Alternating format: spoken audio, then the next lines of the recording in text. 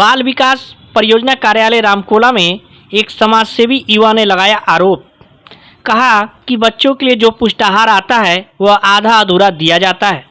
साथ ही इस युवा ने सुपरवाइजर पर आरोप लगाते हुए कहा कि एक ही क्षेत्र में 5 से 6 वर्षों से अजगर की तरह कुंडली मारकर बैठे हुए हैं।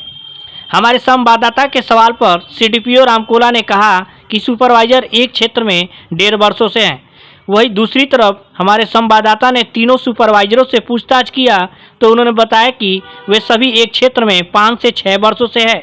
सवाल यह उठता है कि बाल विकास परियोजना अधिकारी का कहना सत्य है या सुपरवाइजर का कहना सत्य है। यह अपने आप में प्रश्नवाचक चिन्ह है। आइए देखते हैं हमारे संवाददाता समाजसेवी युवा से बातचीत के कुछ अंश। नगर पंचायत आता है ये और कार्यालय बाल विकास परियोजना रामकोला कुशीनगर ये कार्यालय है। हम चाहेंगे कैमरामैन से कार्यालय को भी दिखाएं। ये कार्यालय है और हमारे साथ जो है मौजूद है यहाँ के एक युवा और समाज सेवी जो इन्होंने जो है मुख्यमंत्री पोर्टल सहित जो है अधिकारियों तक जो है इन्होंने कंप्लेन किया कि जो करने जा रहे हैं और इन्होंने बताया कि जो है कि पुष्टाहार सही ढंग से बांटा नहीं जाता है और आंगनबाड़ियों से जो है 5 से 700 रुपये लिए जाते हैं। आपकी ये शिकायत है और जो है काफ़ी गोलमाल है।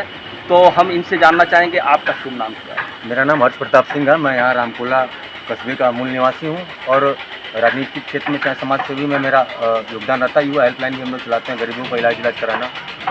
जैसे कभी इन चीज़ों में मैंने इंटरफेयर नहीं किया।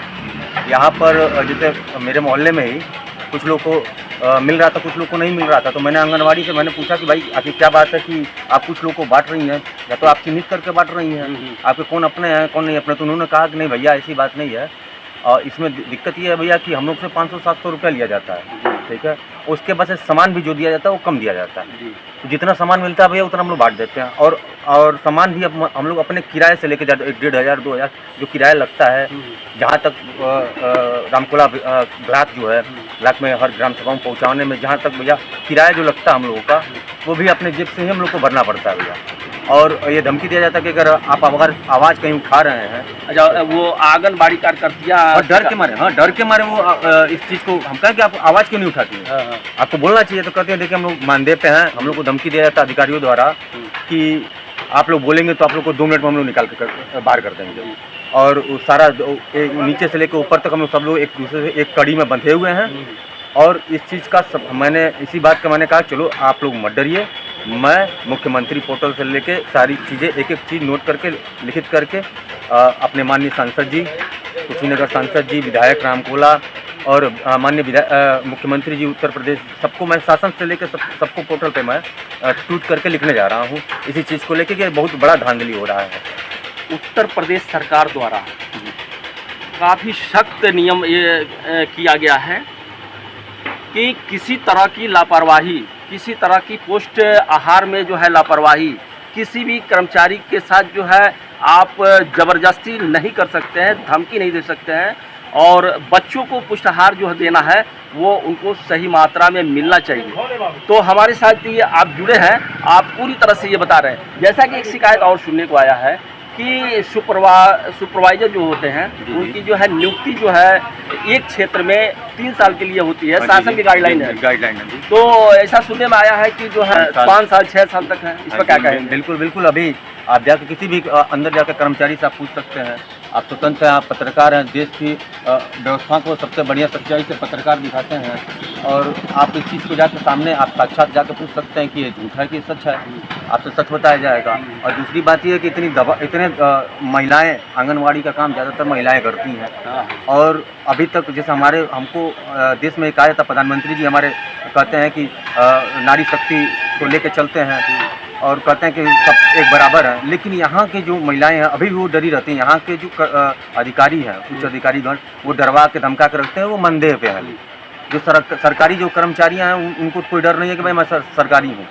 लेकिन महिलाएं भी जो सरकारी कर्मचारियाँ हैं जो सरकार का वेतन उठाती हैं वो मानदेय वाले लोग को दबा के, वो लोग खुद भी मिल के दबा के उन लोग से धांधली कर। क्या मुख्यमंत्री से डर नहीं लगता है क्या इन लोगों को?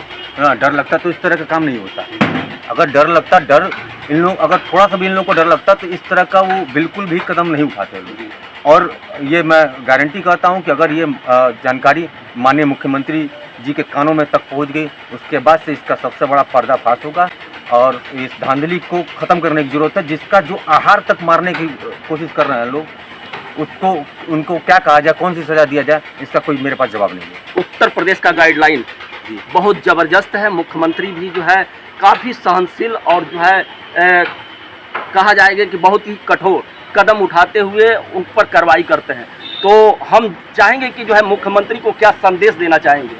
मुख्यमंत्री से मेरा ये रिक्वेस्ट है कि मुख्यमंत्री जी, आप जैसे ऊंचे स्तर पर सबको सुधारे हैं, वैसे थोड़ा सा नीचे भी अपने सिंग ऑपरेशन जो कहा जाता है, सिंग ऑपरेशन करके थोड़ा सा नीचे स्तर के भी थोड़ा सा अगर सुधार और कर देंगे, उत्तर प्रदेश फिर से उत्तम प्रदेश जैसे आपने बना रहा है, जैसे अपराधियों को आपने ख़त्म किया, वैसे भ्रष्टाचार भी उत्तर प्रदेश से ख़त्म हो जाएगा। नारी शक्ति, नारी का जगह, नारी को मानदेय देकर मजबूत किया गया है और बच्चों को स्वस्थ रखने के लिए आप नारियों की जो लगाया गया है, निश्चित तौर से उनको जो है ताकतवर बच्चों को बनाने के लिए, उनको पुष्टाहार देकर उनको मजबूत बनाने के लिए गवर्नमेंट की बहुत अच्छी पहल है। लेकिन बिचौलिए जैसे बता रहे हैं कि खा जा रहे हैं। और इसी के साथ जो है आप हमारे साथ जुड़े रहें। आपको बहुत बहुत धन्यवाद। धन्यवाद।